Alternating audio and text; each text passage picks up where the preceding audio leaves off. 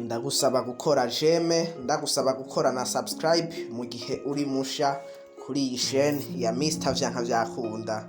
Iyi chaîne ya Mr Vyanka Vyakunda muzosanga ibintu vyinshi, nico gituma ndagusabiriye gukora jeme kuri iyi video, ukore na subscribe. Cane ndagusaba gukora jeme kuri iyi video kugira bigende neza.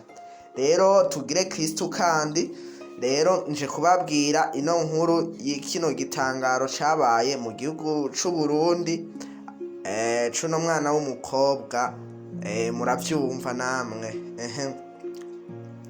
Hari mu mwaka wa 2024 ukwezi kwa gatandatu mu gihugu c'u Burundi, mu ntara ya Rumonge, muri paruwasi Rumonge, mu misa y'abanaguwe muri Mutima Mweranda, aho umwigeme akiri muto yagenda gusangira ukaristiya nk'abandi, mugaba amaze kuyitamira yumva mu kanwa sinzi icabaye, aciye asanga ni ukaristiya yahindutse inyama, umubiri n'amaraso.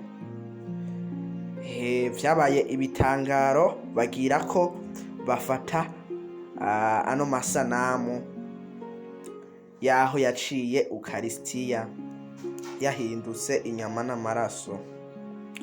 Muravyibuka hari mu mwaka wa 2024 aho hacicikana ino nkuru, vyavugwa yuko uno mwigeme wo mu Rumonge asanzwe akiri muto, kandi aho yagenda gusangira nk'abandi, ariko icabaye muracibuka. Benshi baravyibuka, ariko ndazi hariho benshi kandi batavyibuka kandi batumvise niyo nkuru.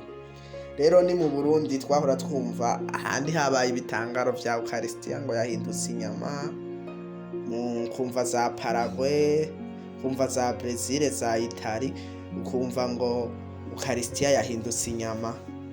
Ntituvyemere, benshi ntibavyemere, hakagira abapinga n'abapingura, ariko ni ibintu rero vyabaye ibitangaje, aho ukaristiya yahindutse inyama, abantu bose turumigwa ati mbega ivyo bintu vyoba vyabaye ibiki.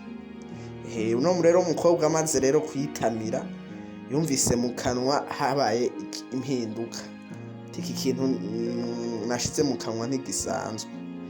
Niho amaze gucira yasanze ari ukaristiya yahindutse inyama.